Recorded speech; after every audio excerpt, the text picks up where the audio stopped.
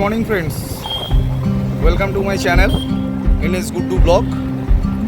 অনেকদিন পর আবার ভিডিও স্টার্ট করলাম। তো আজকে যে ভিডিওটা করছি সেটা হচ্ছে আমাদের বৈদ্যবাটী শহরের মধ্যেই এমন একটা জায়গায় যাব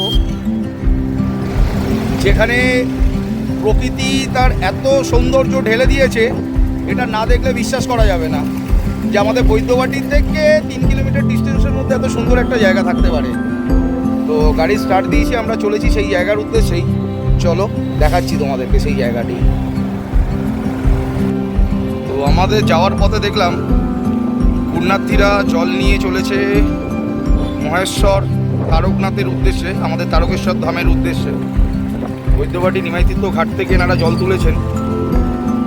তো জল তুলে এনারা যাচ্ছেন 35 কিলোমিটার দীর্ঘ পথ পাড়ি দিয়ে বাবা তারকনাথের উদ্দেশ্যে। সারাদিন ধরে এনারা হাঁটবেন, হেঁটে বাবার স্থানে পৌঁছাবেন, বাবার মাথায় জল ঢালতে। যদিও এখনও শ্রাবণ মাস পড়েনি।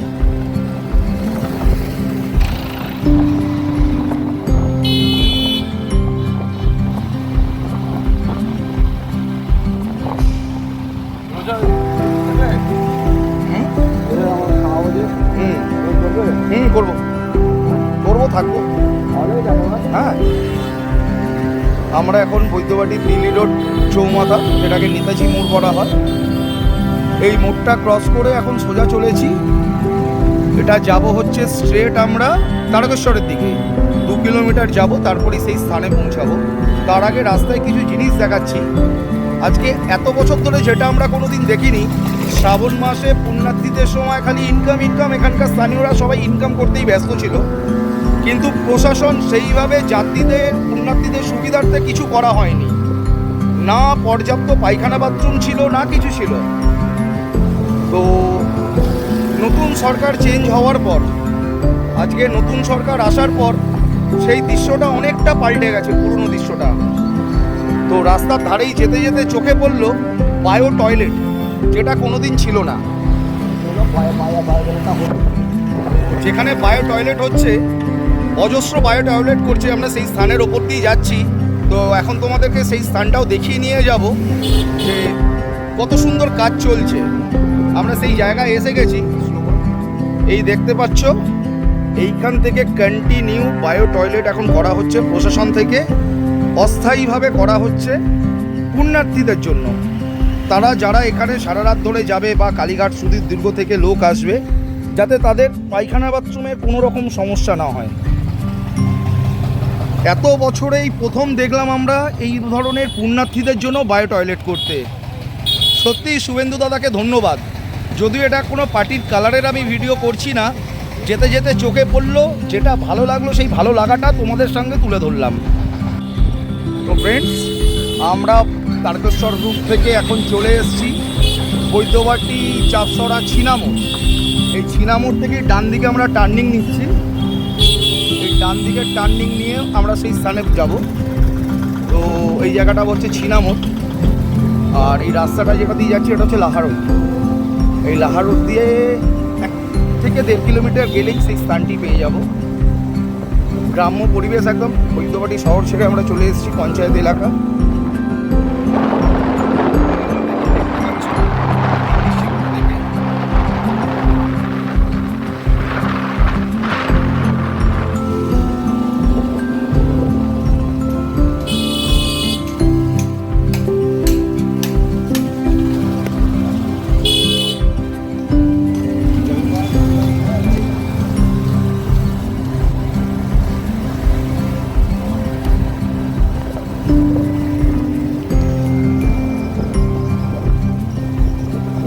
ভিউটা দেখো, বর্ষায় জল পেয়ে প্রকৃতি পুরো সবুজ হয়ে আছে।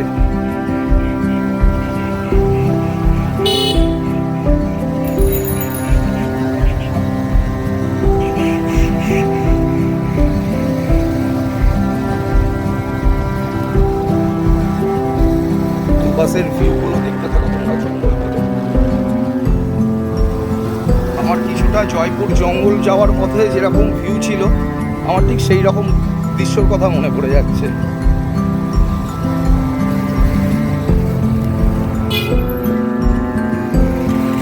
রাস্তার অবস্থা খুবই খারাপ। তারপরেও যেতে হচ্ছে। খালি ভিউটা দেখো, ন্যাচারাল বিউটিটা দেখো এখানকার।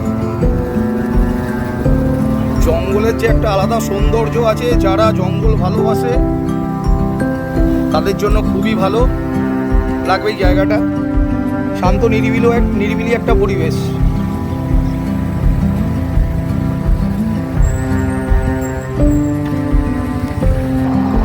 তো আমরা অলমোস্ট এসে গেছি যে জায়গার কথা বলছিলাম, বৈদ্যবাটির অ্যামাজন।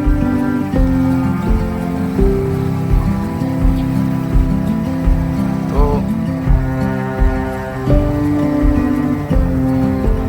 রাস্তা একটু খারাপ আছে, ঠিক কথা,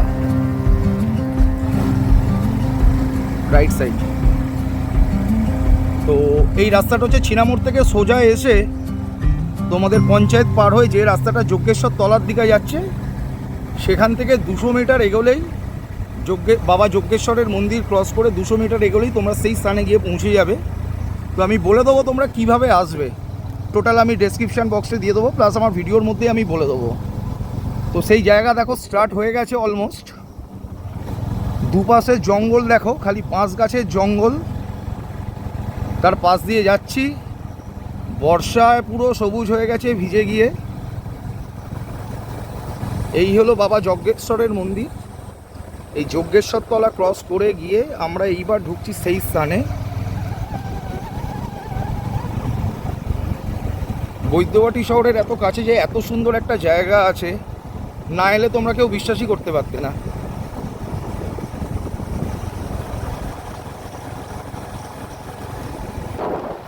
তো ফাইনালি আমরা এসে গেছি, এন্টার করছি সেই জায়গাটিতে। দূর থেকে দেখো পুরো অন্ধকার, ভেতরে কিছু দেখা যাচ্ছে না, সূর্যের আলো ঠিকঠাক পৌঁছায় না এসে। তোমরা ভিউটা দেখো, মধ্যিখান দিয়ে রাস্তা আর বাঁশ গাছের ঝোপ।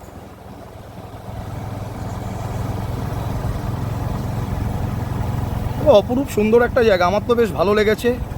আশা করি তোমরাও আসো, বিকালের দিকে ঘুরে যাও জায়গাটা থেকে, তোমাদেরও ভালো লাগবে। শান্ত নিরিবিলি পরিবেশ।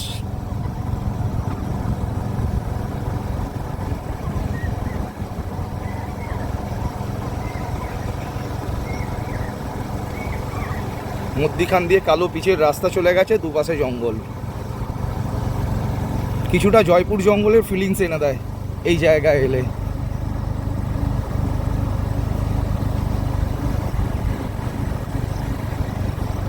খালি ভিউটা দেখো বস, ভিউটা দেখো চতুর্দিকে।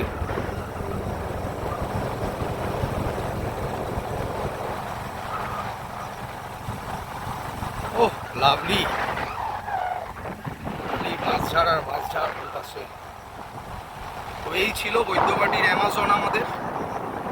আমাদের বৈদ্যবাটি থেকে এটা 2 আওয়ার্স, যজ্ঞেশ্বর পেরিয়ে নসিবপুর নামদা হাটতলার দিকে যেতে এই জায়গাটি পড়ে। ভিডিওটা আমার এখানেই শেষ করছি, আবার পরবর্তী ভিডিওতে দেখা হবে তোমাদের সাথে। ততক্ষণের জন্য ভালো থাকো, সুস্থ থাকো।